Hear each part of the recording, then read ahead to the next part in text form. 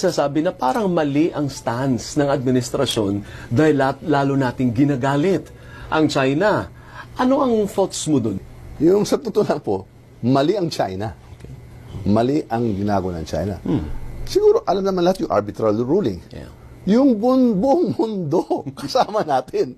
Eh di paano tayo makakamali dyan eh? At tama nag-oath ang ating presidente, di ba? Mapapabuli ba tayo? Ugali ba natin na mapapabuli ba tayo? Hindi dapat. At we have to tell China that tingin na yung pagka-aggressive yung stance nila. Si President BBM, ano sinasabi? I am a friend to all and enemy to one. Hindi naman kalakapan niya yung China.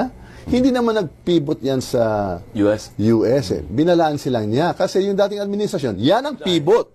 Di ba? Sabi pa ng dating presidente, maging probinsya na lang tayo nung China. Happy na tayo lahat eh. Papayag ba tayo? Maging Chino lang tayo. Ha?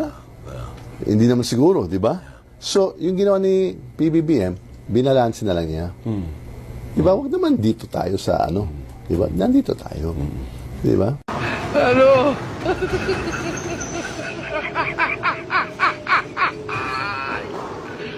Wala ka ano?